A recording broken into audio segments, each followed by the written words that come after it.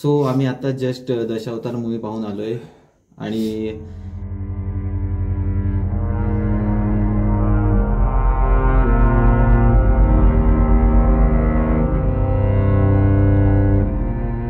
So आज घराची जरा साफसफाई करायला घेतली कारण खूपच घाण झालेली.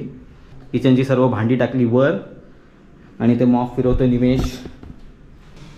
अजून खूप काय काय साफ करायचं आहे मला कारण जरा जास्तच कचरा झालेला आणि ऑनेस्टली आम्ही पूर्ण आठवडाभर काय लक्ष नाही दिला. थोडा आता इथला बेडरूम मधला पण मी कचरा काढायला घेतोय.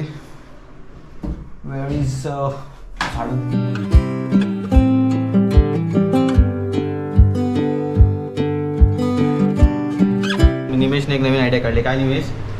पाल आणायची घरून आपल्यातून पाल आणू. आम्ही घरून पाल पकडून आणणार होतो आणि इथं सोडणार आहोत. निमेशने गाईज आयडिया काढली की घरून एक पाल पकडून आणायची आणि इथं सोडायची म्हणजे ती कशी घेरू बिरू काढेल. म्हणजे कुठून सुचतात ती आयडिया रे? आता आम्ही आणतो पाल आणि जर पाल आणली ना नक्की तर नक्की दाखव तुम्हाला पाल आणण्यापासून कसं काय काय जुगाड करून आणली ती. नाही करायला लागेल वाटतंय. घेरू पण जाम झाला सुतरे पण जाम आहे त्यावरती. हा सारखं साफ करण्यापेक्षा सगळ्यात सोपं पाल आणून सोडायचे डायरेक्ट. तिला पण तिचं पण पुण्य भेटेल आपल्याला. मग काय आणि आमच्या गावच्या घरात जाम पाली आहेत. वर मोठे मोठे पाले आहेत. अर्धा किलोचे पाले आहेत आणि त्यांना खायला आता तिथलं संपलेलं आहे. इथं आणून एक सोडला काय काम ओके. गॅप आहे बघ हा मधला गॅप बघून तुला ते आठवते का आपण मुंबईला राहिला तर तू मध्ये एक्सरसाइज केलेली. मुंबईचा ब्लॉग ना जर सापडला तर तुम्हाला नक्की दाखवू. त्याच्यामध्ये फुल धमाल केली आम्ही. काहीतरी किती दिवस आपण 7-8 दिवस ना 5 ते 6 दिवस आम्ही तिथे राहिला होतो आणि फुल एन्जॉय केला आम्ही. गाई जरा ओला आहे म्हणून बत्तासारखं चालायला लागते पण असं चालल्याने पायतनी त्याच्यावर लागून खराब नाही होणार ते. जर ते खराब झालं तर तेवढं मला करायला लागेल. आता हा पण सर्व पसारा क्लिअर करतो. सर्व कपडे वगैरे नीट ठेवतो की आमचं हे पण काम कम्प्लीट होईल. बघा एकदम प्रोफेशनल शेफ वाटतोय. शेफ बंदो शेफ आणि केली हमारी.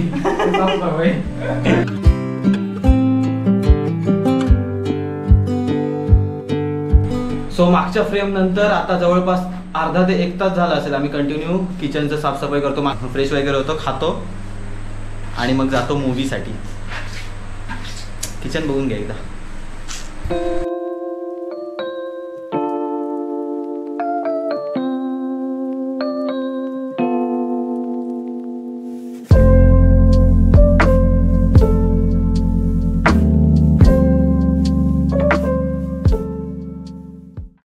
तो सर्व काम आटपून आता निघालोय मूवीसाठी. 9:30चा शो आहे आणि आता वाजले किती 9 वाजले.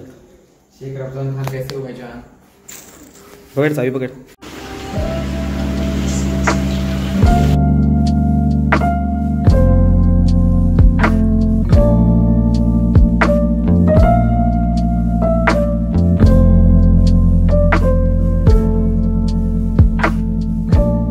प्रॉब्लेम्स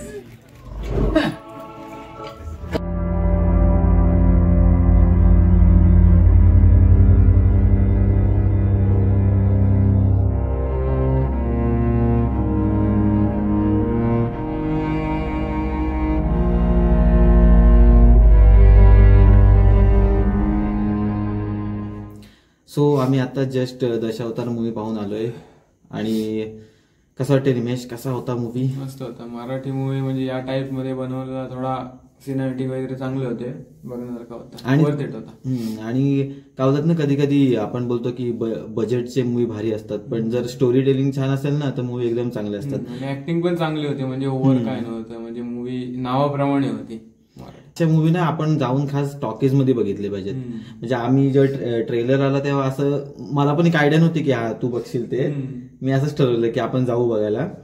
आणि असे मराठीमध्ये हल्ली छान छान येतात मूवी. फक्त ना लोकांनी त्याला तेवढे अप्रिशिएट केले पाहिजे तेव्हाच ते चांगले मूवी काढतील पुढे. नाही आता पण आधीपेक्षा तरी मराठी मूवी आता बऱ्यापैकी यायला लागली आणि थोडीशी म्हणजे क्वालिटी पण चांगली आहे. म्हणजे आता जशी या युथला बघावं असं वाटतं अशी पाहिजे. थोडी सिनेमॅटिक वगैरे थोडी चांगले केले.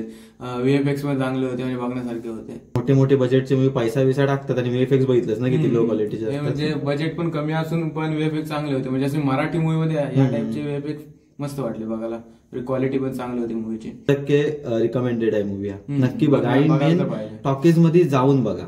आणि आपल्या मूवीला आपण सपोर्ट करायला पाहिजे. कारण मराठी माणसं त्याला सपोर्ट नाही करते, हिंदी इंग्लिश मूवी बघतात, पण या मूवीला सपोर्ट केला पाहिजे. चांगली आहे मूवी, म्हणजे अशी काय आलतू फालतू काय नाही, त्याच्यात सर्व चांगलं आहे. खरं म्हणजे कसं माहिती आता साऊथ इंडियन म्हणजे साऊथ साईडला गेलं असतं ते कसे त्यांच्या लँग्वेजच्या मूवीला जेवढे हे त्याचं तसं आपण पण दिलं पाहिजे. बरोबर आहे, सपोर्ट केला पाहिजे. सो नक्की जाऊन बघा मूवी आणि त्यासोबतच आपण व्हिडिओ एंड करूया. भेटू पुढच्या व्हिडिओमध्ये. Bye, good night. Good night.